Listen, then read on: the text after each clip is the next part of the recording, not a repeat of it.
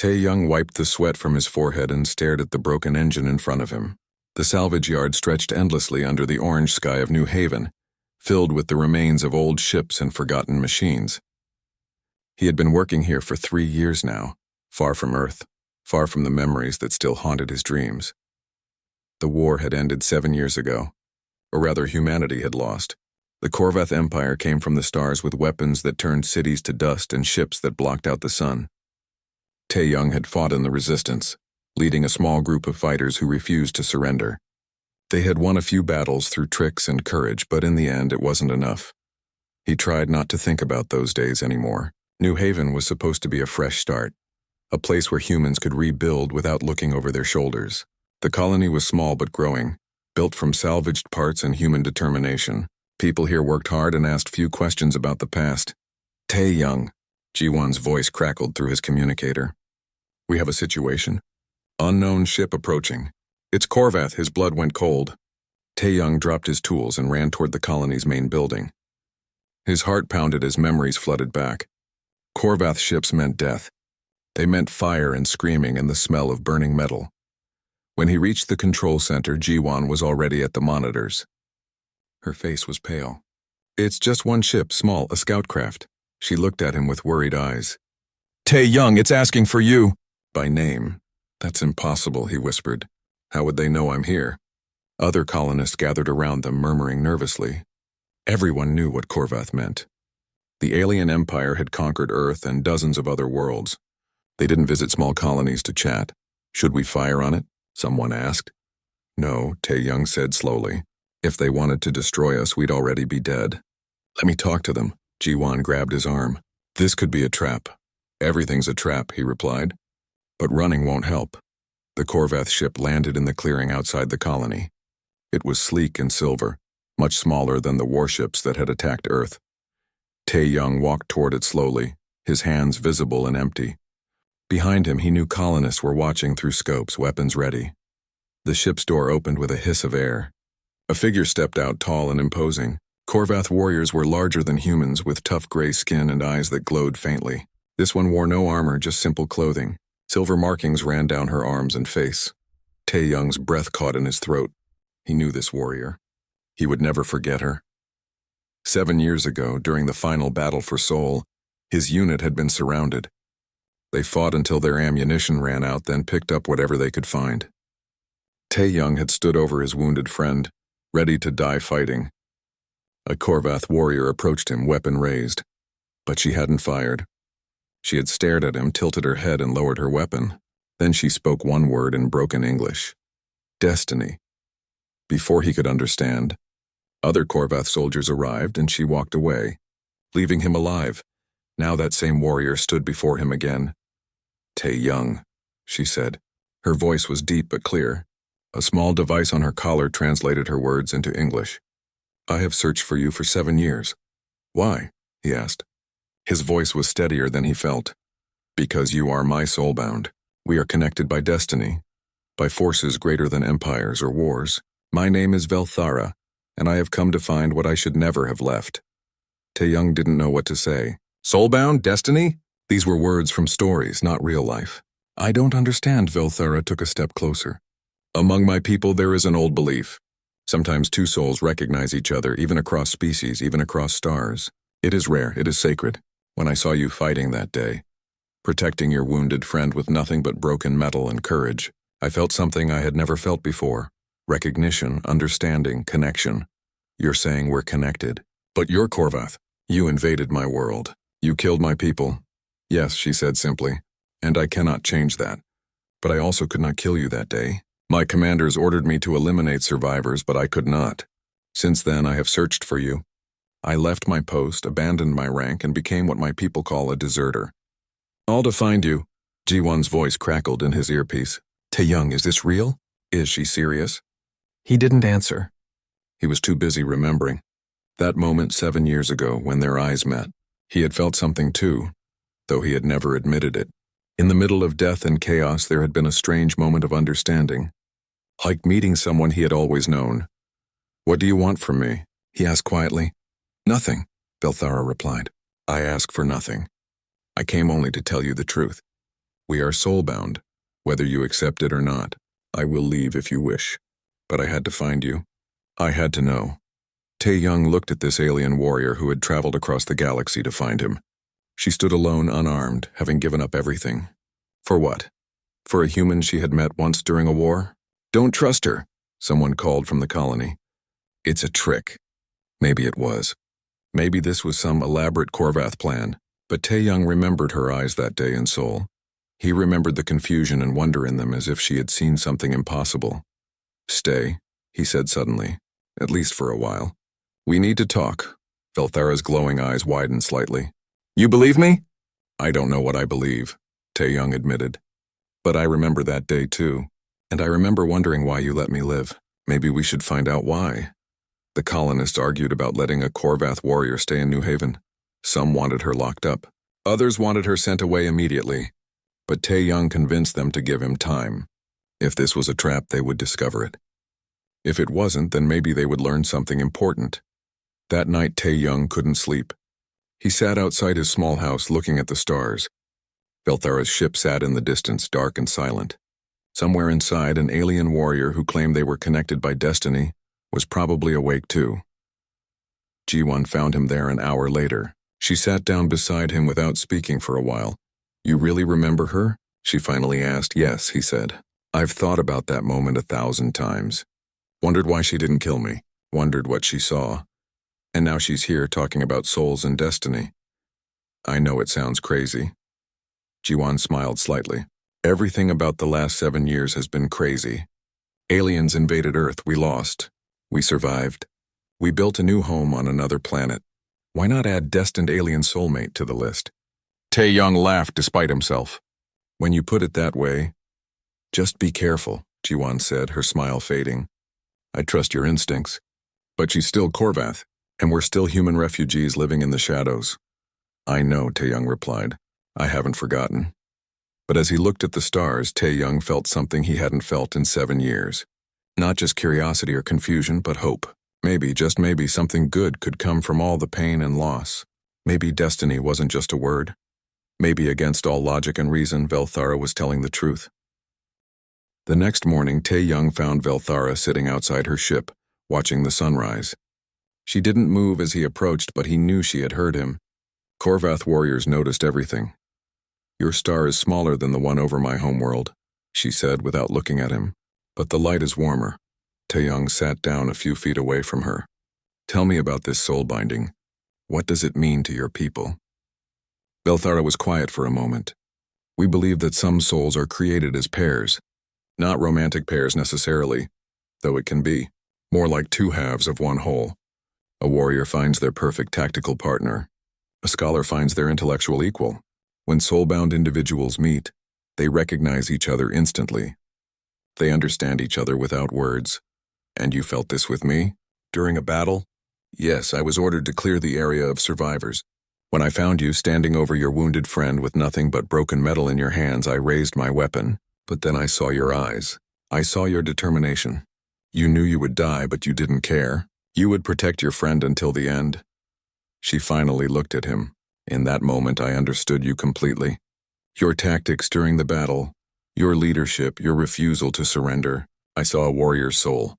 Tae-young remembered that moment too. The exhaustion, the fear, the absolute certainty that he was about to die. And then her face, her glowing eyes, and the strange feeling that she somehow knew him. Why didn't you kill me? He asked. Because you cannot kill your soulbound. It would be like killing part of yourself. My training, my orders, everything I had learned said I should eliminate you. But I couldn't. I left you there and reported that the area was clear. You lied to your commanders? Yes, and I have been searching for you ever since. When the war ended and your people scattered, I used every resource I had to track you. It took 7 years to find you on this small colony. They sat in silence as the sun climbed higher. Tae-young tried to understand what she was saying. He had spent 7 years trying to forget the war, and now it had found him again. But this time it came with answers to questions he had never asked out loud. What happens now? He asked. That depends on you. I ask for nothing. If you want me to leave, I will. But I hope you will let me stay at least for a while, so we can understand this connection. Over the next few days, Velthara lived in her ship but spent time with the colonists. Most people avoided her, still afraid and angry about the war. But Jiwon, always practical, decided to ask her about Korvath technology. Soon they were discussing engine designs and power systems, finding common ground in their shared love of engineering. Tae-young watched Velthara carefully. She moved like a warrior, always aware of her surroundings, but she made herself small around the colonists. She never showed weapons. She spoke softly. She was trying not to scare them. One afternoon, while Tae-young was teaching her about human culture, alarms suddenly blared across the colony. Pirates. 3 ships appeared on the scanners, heading straight for New Haven. Everyone to defensive positions. Jiwon shouted over the speakers. The colonists scrambled to their posts. New Haven had some weapons, salvaged and rebuilt, but not enough to fight off 3 pirate ships. Tae-young ran toward the armory, his old combat instincts kicking in. Velthara was suddenly beside him. "I can help. Do you have weapons?" "In my ship. Better than anything here. But more importantly, I know how to fight." Tae-young made a quick decision. "Get your weapons. Meet me at the northern wall." The pirates came in fast and confident. They had probably attacked dozens of colonies like this one. Small, poorly defended, easy targets. Their first shots hit the outer buildings, testing the defenses. Tae-young took command of the defense naturally, positioning people where they would be most effective. He had done this before during the war, turning weak positions into strong ones through smart tactics. Velthara arrived with a sleek Korvath rifle. She took position beside him on the wall. "What is your plan?" "They'll try to land troops behind us.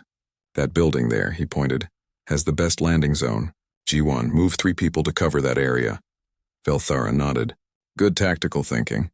They will expect you to defend only the walls, but you are preparing for multiple attack points." "They have better weapons," Tae-young said. "But we know this place. We know where to hide and where to shoot from." "You fight like a Korvath warrior," Velthara said with approval, using advantages others cannot see.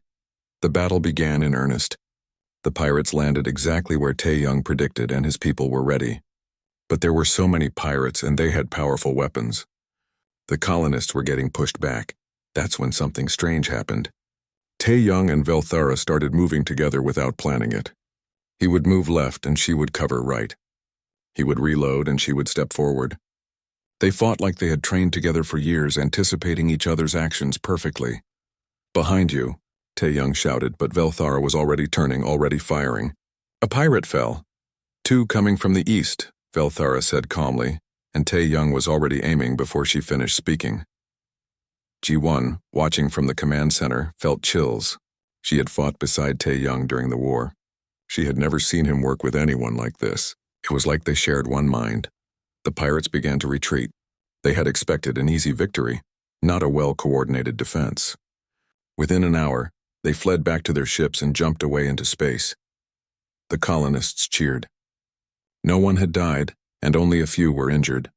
Tae-young leaned against the wall, exhausted. Velthara stood beside him, not even breathing hard. "That was impressive," she said. "You commanded your people well." "We fought well together," he replied. "Like you said we would." Velthara looked at him seriously. "Now do you understand what I felt 7 years ago? That connection?" Tae-young nodded slowly. "I felt it too. During the battle, it was like I knew what you would do before you did it. That is the soul bond. We are tactical partners. We understand combat the same way. We think alike." That evening, the colonists gathered to celebrate their victory. For the first time, people approached Velthara willingly. They thanked her for helping defend their home. They asked her questions about her ship and her world. The fear began to fade, replaced by curiosity.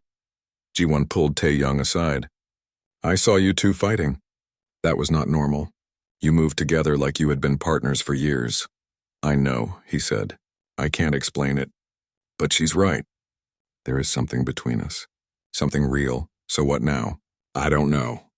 But I need to understand this. I need to know what it means." Later, Tae-young found Velthara on the wall looking at the stars again. He joined her in silence. After a while, she spoke. "I left everything to find you. My rank, my honor, my place in Korvath society. I am now considered a deserter. If I return, I will be punished, possibly executed. Why would you risk that? Because being near you is worth more than all of that. The moment I saw you, my life changed. Everything I thought was important became meaningless.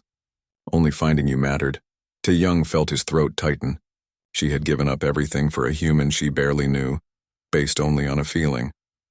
I believe you, he said quietly, about the soul bond. I felt it today. But I don't know what we're supposed to do about it. We don't have to do anything, Velthara replied. Just being near you is enough. But if you will allow it, I would like to stay. To learn about you, your people, your world. And perhaps you can learn about mine. Tae-young looked at her. This alien warrior who had crossed the galaxy for him. Despite everything, despite the war and the pain, he felt something he hadn't felt in years. Not just understanding, but belonging. Stay, he said. Stay as long as you want. The alarm began at 400 hours. The sound was sharp and loud, cutting through the darkness like a knife. Hana woke instantly, her heart pounding. The lights in the corridor outside were flashing red. Taemin was already awake. He grabbed his tools and ran to the door. Stay here, he said to Hana. What is happening? Hana asked. I do not know, Taemin said. But it sounds bad. He ran out into the corridor. Hana followed him despite his order. She could not just sit and wait. The ship was shaking. She could feel the vibrations through the metal floor. Something was very wrong. Other workers were running through the corridors, panic on their faces. The alarm kept blaring. Over the ship's speakers, a mechanical voice repeated the same message. Hull breach in Section 7. All workers evacuate immediately. Hull breach in Section 7. Taemin stopped a passing worker. What happened? Mining drill malfunction? The worker gasped. Big explosion. Section 7 is sealed off. Dozens of people trapped inside. The worker ran off. Taemin stood still for a moment, thinking. Then he turned and started running toward Section 7. Hana ran after him. They reached the sealed bulkhead that separated Section 7 from the rest of the ship. A crowd had gathered there. Workers pressed against the metal door, shouting and crying. On the other side, people were trapped. Hana could hear them pounding on the door, screaming for help. Overseer Drauth was there with several guards. He was giving orders. Clear this area. Everyone back to your stations. There is nothing you can do. You are just going to leave them. Someone shouted. The section is compromised, Drauth said coldly. Opening that door would put the entire ship at risk. They are already dead. Accept it and move on. The crowd began to disperse slowly. People walked away with their heads down. They knew Drauth was right in his own cruel way. The Verothians did not risk the ship to save a few workers. That was the rule. That was how things worked. But Taemin did not move.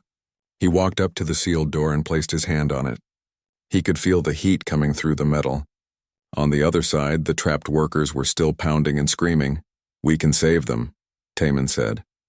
Drauth turned to look at him. What did you say? I said we can save them, Taemin repeated. I can reroute the power systems. I can stabilize the atmosphere. It will take time, but I can do it. And risk the entire ship, Drauth said. No, the order stands. Those workers are expendable. You will return to your station, Taemin looked at Drauth. His eyes were hard and determined. No, he said. I am going to save them. With or without your permission. Drauth's claws flexed. If you disobey my order, I will have you executed. Then execute me after I save them, Taemin said. He turned and started examining the control panel next to the door. For a moment, it looked like Drauth would order the guards to shoot Taemin right there. But then Borum stepped forward from the crowd. I will help him, Borum said. Drauth looked at Borum in disbelief. You are as foolish as he is, Borum shrugged. Maybe. But I would rather be a foolish human than a cold-blooded lizard who lets people die for no reason. 2 more humans stepped forward. Then another. And another. Within minutes, a dozen human workers had gathered around Taemin. They were ready to help, ready to risk everything. Drauth stared at them. He could see the determination in their eyes. He could order his guards to kill them all, but that would leave the ship without its most valuable workers. And deep down, even Drauth knew that the humans were the only ones who could fix things when they broke. Fine, Drauth said through clenched teeth. You have 2 hours. If you cannot save them by then, I seal this section permanently. Do you understand? We understand, Taemin said. He was already pulling panels off the wall, exposing the wiring underneath. Hana watched as Taemin and the other humans worked together. They moved quickly and efficiently. Taemin gave orders. and everyone followed them without question. They trusted him. They believed in him. Hana wanted to help, but she did not know what to do. Then Taman looked at her. Hana, I need you to go through the maintenance tunnels. There is a secondary control panel in the next section. You need to override the safety locks from there. Can you do it? Hana nodded. Yes, tell me where to go. Taman quickly explained the route. Hana memorized it and ran off. The maintenance tunnels were narrow and dark. They were barely big enough for her to crawl through. The metal was hot and sharp. She scraped her hands and knees, but she did not stop. She found the control panel exactly where Taman said it would be. She opened it and stared at the complex array of switches and wires. For a moment she felt overwhelmed, but then she remembered everything Taman had taught her. She took a deep breath and started working. Back at the sealed door, Taman and the others were working frantically.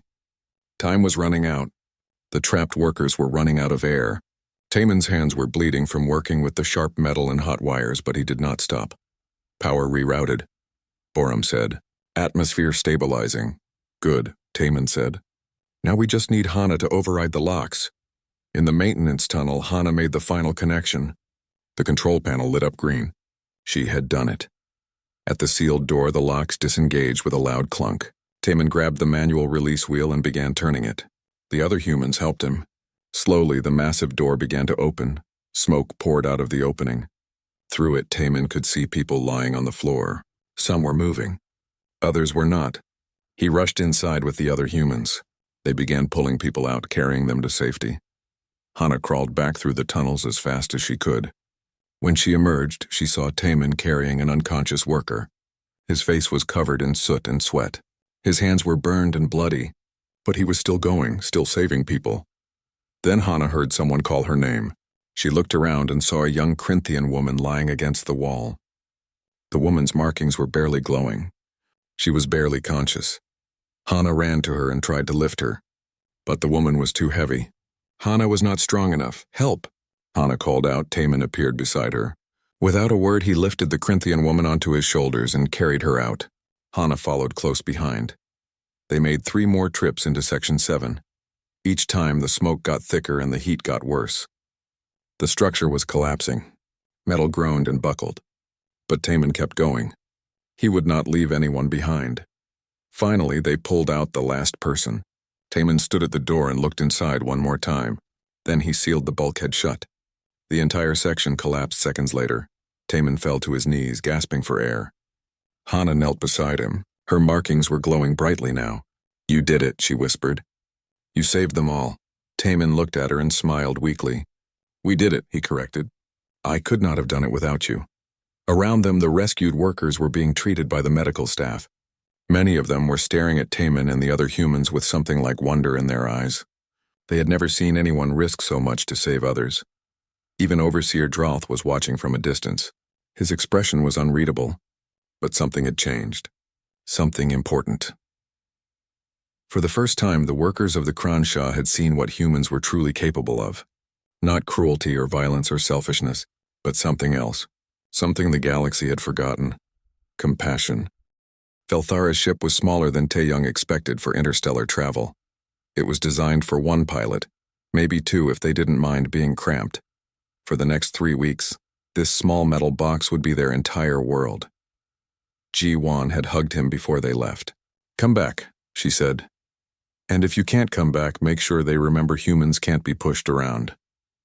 Now, as New Haven disappeared behind them and the stars stretched ahead, Taeyong wondered if he would ever see home again. He sat in the co-pilot seat, watching Velthara work the controls with practiced ease. Tell me about your world, he said after a while. The Korvath homeworld. Velthara's glowing eyes softened. It is called Korvash, a world of red stone and silver rivers. Our cities are carved into mountains, built to last forever. We value strength, honor, and tradition above all else. It sounds beautiful, Taeyong said, and terrifying. Both, she agreed. The Empress rules from the Tower of Ancestors, where every leader of our people has stood for 3,000 years. She is wise but also very traditional. Convincing her will not be easy. But you think it's possible? I hope so. The Empress values truth above politics. If we can prove our bond is real, she will recognize it, but many in her court will resist. To them, humans are conquered subjects, nothing more. The days blended together in the confined space of the ship. Velthara taught Tae-Young about Korvath history and culture. He learned about the Empire's expansion across the galaxy, their military traditions, their complex social structure based on warrior castes. In return, he told her about Earth. About its oceans and forests, its diverse cultures, its long history of conflict and cooperation. He told her about human art, music, and literature, about how humans dreamed of the stars long before they could reach them. Your people are survivors, Velthara observed one evening as they shared a meal. Every story you tell is about overcoming impossible odds. Maybe that's because we're smaller and weaker than most species, Tae-Young said. We've always had to be clever to survive. Adaptation is our greatest skill. That is why I recognized you, she said softly. You embody that quality. When I saw you fighting with broken weapons, refusing to abandon your friend, finding ways to win despite everything, I saw the soul of a true warrior, not because of strength but because of will. Their conversations grew deeper as the journey continued. They talked about their fears, their dreams, their regrets. Tae-Young told her about the friends he lost in the war, the guilt he carried for surviving when others didn't. Velthara spoke about the doubt that plagued her, the fear that she had destroyed her life for something that might not be real. Do you ever regret it? Tae-Young asked one night. Giving up everything for me? Velthara looked at him with absolute certainty. Never. Every moment with you proves I made the right choice. When we fight together, when we talk together, when we simply exist in the same space, I feel complete. As if I had been missing a part of myself and finally found it. Tae-Young felt his chest tighten. I feel it too, it's strange. A month ago I was alone on New Haven trying to forget the past. Now I'm traveling to an alien world with a warrior who claims we're destined for each other. It should feel insane, but it feels right. She reached out and took his hand. Her skin was warmer than he expected, rougher from years of combat training. Whatever happens on Korvash, know that this is real. What we have is real. On the 15th day of their journey, alarms suddenly blared through the ship. Velthara jumped to the controls, her warrior instincts taking over. 3 ships, she said tersely. Korvath military.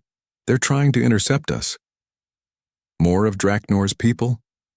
Likely. Or others who heard about what happened on New Haven. They want to stop us before we reach the Empress. The ship shook as weapons fire grazed their shields.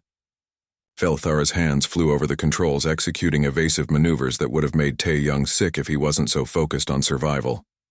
Can we fight them? 3 against 1. No. We have to run.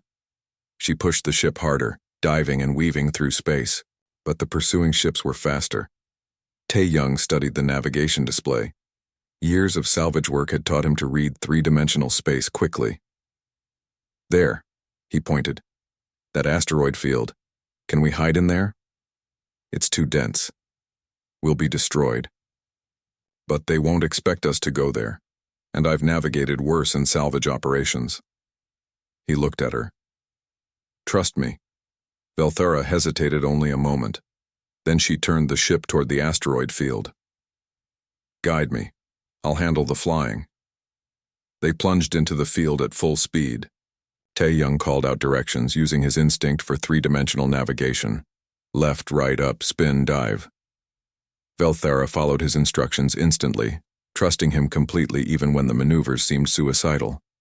The pursuing ships tried to follow, but without Tae-Young's guidance they couldn't match their movements. One ship clipped an asteroid and spun away. The other 2 gave up, unwilling to risk destruction.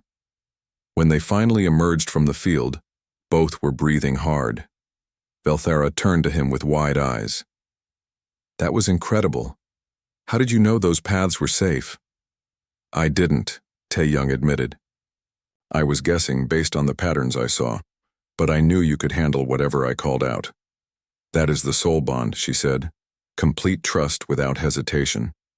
You knew I would follow your guidance. I knew your guidance would be true. The rest of the journey passed without incident. As they approached Corvash, Tae-young felt his anxiety growing. The planet appeared on the view screen, red and magnificent, surrounded by dozens of orbital stations and defense platforms. "That's your homeworld," he said quietly. "Yes. And now yours too, perhaps." Velthara sent a signal requesting permission to land. "I have identified myself and requested an audience with the Empress. They cannot refuse. I am still a citizen of the Empire, even if I am considered a deserter." Permission came through. They were directed to land at the capital city of Korthai, in the shadow of the Tower of Ancestors. As they descended through the atmosphere, Tae-young saw cities carved into red mountains, silver rivers winding through, valleys, massive structures that dwarfed anything on Earth. The Korvath Empire was ancient and powerful, and he was just one human about to stand before its ruler. "I'm scared," he admitted. "So am I," Velthara said. "But we face this together. Whatever happens, we are soulbound. That is worth any risk." The ship landed in a guarded docking bay. Through the viewport, Tae-young could see Korvath guards waiting, weapons ready. Beyond them rose the Tower of Ancestors, a massive structure that seemed to touch the sky. "Ready?" Velthara asked. Tae-young took a deep breath. He thought about Earth, about New Haven, about Jiwon and the colonists who had trusted him. He thought about the 7 years since the war, the pain and loss, and the unexpected hope that had walked back into his life in the form of an alien warrior. "Ready," he said, and together they opened the door to face their destiny. The throne room of Empress Carthea was the largest space Tae-young had ever seen. Carved from red stone and decorated with silver, it stretched like a cathedral toward the sky. Hundreds of Korvath filled the room, all staring at him as he walked beside Velthara toward the throne. The Empress sat on a throne carved from a single massive stone, wearing robes that seemed to shimmer with captured starlight. She was ancient, her silver markings more complex than any Tae-young had seen, but her glowing eyes were sharp and clear. Commander Draknor stood to one side, his expression dark. Near him was another warrior, even larger, with markings that suggested she was someone important. "Velthara of the warrior caste," the Empress said, her voice filling the room without seeming loud. "You stand accused of desertion and dishonoring the sacred concept of soul binding by claiming a bond with a human. What do you say?" Velthara stood straight, showing no fear. "Empress Carthea, I claim no dishonor. I have found my soul bound, as is the right of every Korvath. That he is human does not diminish the truth of our bond." Murmurs filled the room. Several Korvath looked angry, others merely curious. The Empress raised a hand for silence. "Humans are a conquered species," Draknor said loudly. "They are weak, their technology primitive, their military ineffective. How can such a being be soulbound to one of our elite warriors?" The Empress turned her gaze to Tae-young. He felt the weight of those ancient eyes studying him, seeing everything. "Human, you may speak. Tell me why you believe you are worthy of this bond." Tae-young took a deep breath. Every eye in the room was on him. He was one human standing before the heart of an empire that conquered his world.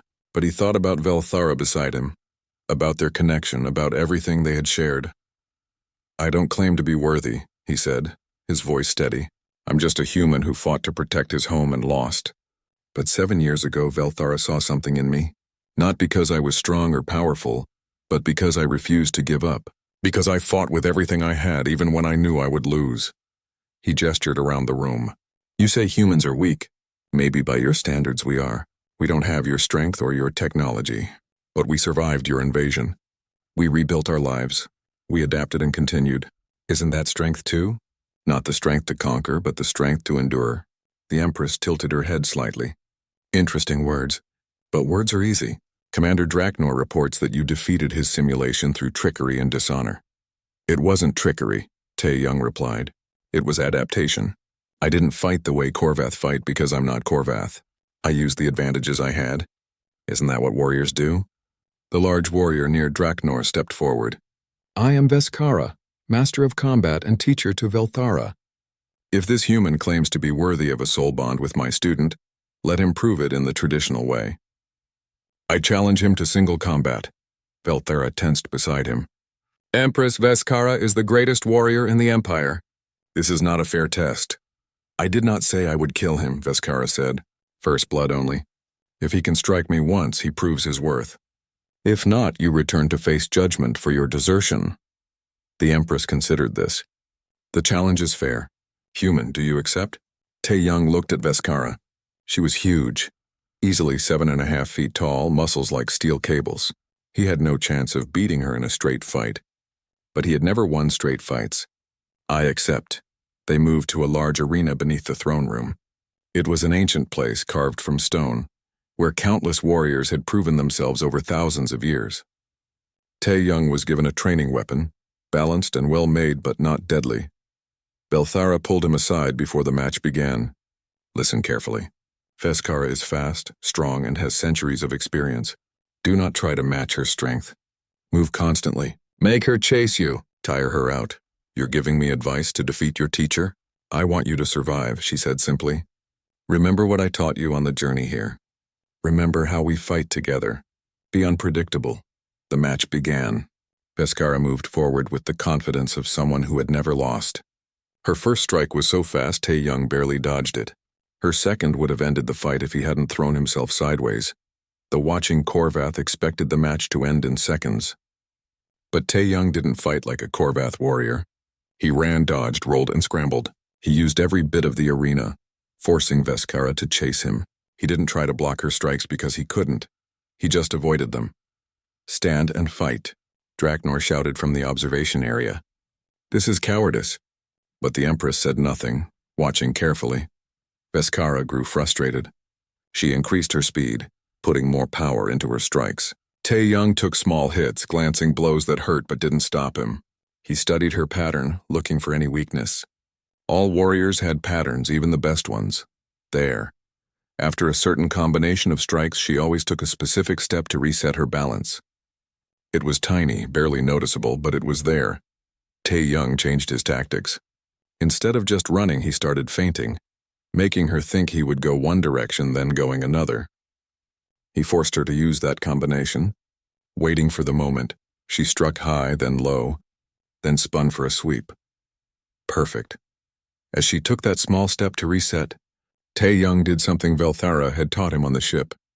A Korvath technique adapted with human unpredictability. He dropped flat, rolled forward between her legs, and struck upward as he passed. His weapon touched her calf. First blood. The arena went silent. Veskara looked down at the small mark on her leg, then at Tae-young, who was struggling to his feet, exhausted and battered. She laughed. Not a mocking laugh, but one of genuine respect. Well fought, human. That move, rolling through my guard, I taught that to Belthara 15 years ago. But you adapted it, made it your own. That is the mark of a true warrior. She turned to the Empress. I understand now what Belthara saw in him. He does not fight like us, but he fights with honor in his own way. He studies, adapts, and never surrenders. These are warrior qualities regardless of species. The Empress stood. The entire room fell silent. I have seen enough. This human possesses qualities worthy of respect. He survived a battle he could not win through intelligence and determination. More importantly, I have watched him and Belthara together. They move as one, think as one, fight as one. This is the true sign of soul binding. She looked around the room. We have been arrogant. We conquered humans and called them weak because their technology was inferior. But strength takes many forms. This human has proven that worthiness comes not from power but from spirit. I declare the bond between Belthara and Tae-young to be genuine and sacred. Any who question this will answer to me personally. She turned to Tae-young. You are the first human to stand in this throne room as an equal. Your people were conquered, but they are not lesser. I will begin negotiations for peace between our species. Perhaps it is time the Empire learned from humans, as we have so much to teach each other. Tae-young felt tears in his eyes. Peace. After 7 years of pain and loss, finally peace. The Empress continued. Belthara, you are restored to your rank and honor. You and Tae-young will serve as ambassadors between our species. Use your bond to build bridges between our worlds.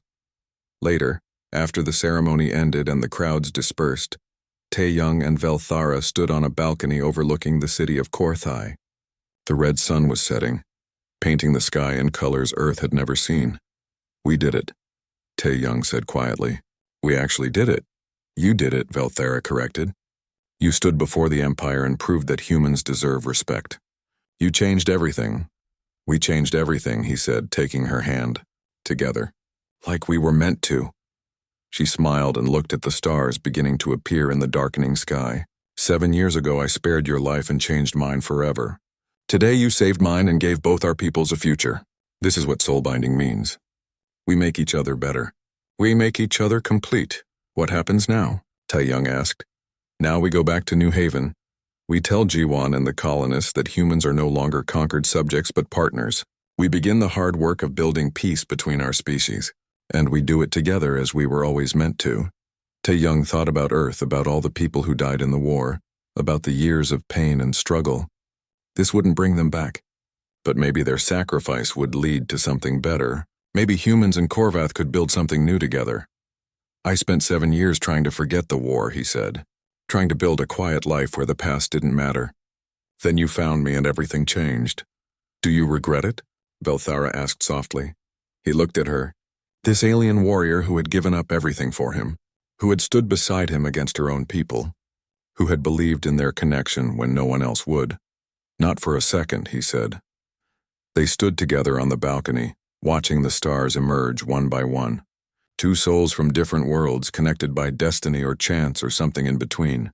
It didn't really matter which. What mattered was that they had found each other, and in doing so had given both their peoples hope for a better future. The war was over. The real work of peace was just beginning, and they would face it together as they were always meant to.